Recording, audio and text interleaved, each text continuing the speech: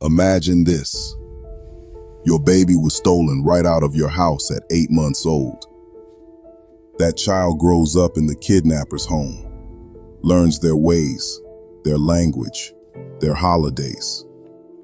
6 years later, the police finally find your child.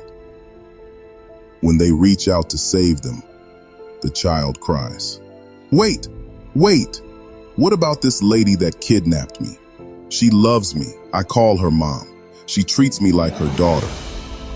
Can y'all save her too?" Now pause and think. When the police show up, are they supposed to save the kidnapper too, or just the child? What would you want? You'd want your child rescued, not the criminal who took them. And that's exactly what the Most High is doing with Israel, rescuing his children from Babylon, not saving the kidnappers who stole them. Daniel and the young men of Judah were taken from Jerusalem into Babylon. The king trained them in Babylon schools, gave them new names, and taught them the Chaldean language to erase who they were. He renamed them Belteshazzar, Shadrach, Meshach, and Abednego. Identity erased, culture replaced. But Daniel refused the king's food and refused to bow to Babylon's idols. He reminded his people, we're captives, not citizens. Yet most Israelites said, nah, we're good. We got jobs, status, and the king's favor.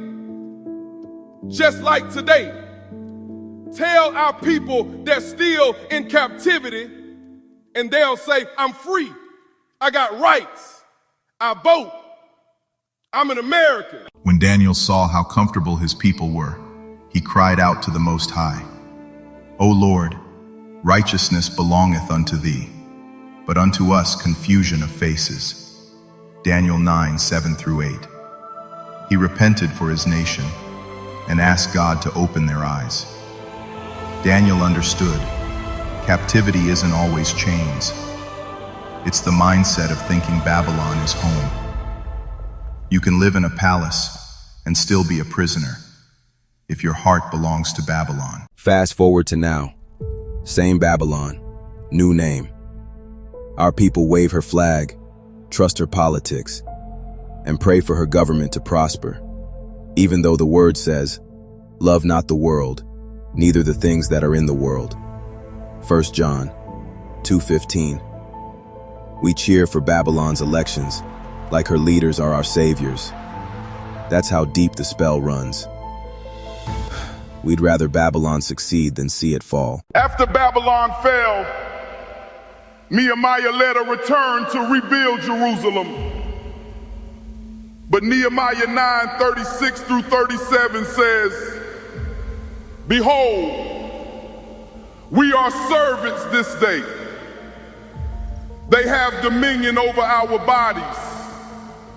Some Israelites stayed behind. They were comfortable in captivity. And that's just like today. Our people say, I'd rather stay here than live how we were before we were colonized. The education system did its job so well that we think we were savages until Babylon civilized us. But our real history, the royal bloodline, the covenants, the priesthood, it's all in the Bible. We were kings and rulers, chosen to guide nations. Yet Babylon schools rewrote the story and taught our children to thank their kidnappers for the trains.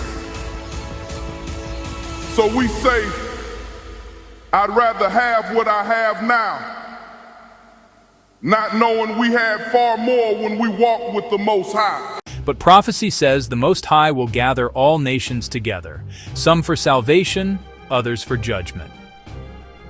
Joel 33:2 says, I will also gather all nations, and will bring them down into the valley of Jehoshaphat, and will plead with them there for my people and for my heritage Israel, whom they have scattered among the nations, and parted my land. Gather all nations. That's a summons to court, not a revival. Valley of Jehoshaphat means Yah judges. It's the courtroom of the Almighty. Plead with them means prosecute. He's bringing charges, not begging. For my people Israel, the case is about slavery, colonization, and land theft. So when he gathers the nations, it's not salvation for everyone. It's deliverance for the captives and sentencing for the captors. Salvation and judgment at the same time. That's why Joel 3:14 says, multitudes, multitudes in the valley of decision. That's the valley of Yahawashi came reading Isaiah. The Spirit of the Lord is upon me, to preach deliverance to the captives. Luke 4:18. He didn't come to comfort the kidnappers. He came to free the stolen children. Salvation means rescue. Judgment means justice. Every nation will be judged, but salvation belongs to Israel. Concept, meaning example, salvation rescue of Israel from bondage. Luke 1:71, judgment punishment of the nations that oppressed Isaiah 14:1-2, Obadiah 1:15-17, Joel 3:2. When the child is rescued, the kidnappers face court. That's the difference between salvation and judgment. This is the real call to come out of Babylon, to leave her mindset, her politics, her lies. Salvation is the rescue of a kidnapped people remembering who their father is. Study to show yourself approved. Wake up, Israel. Come out of Babylon.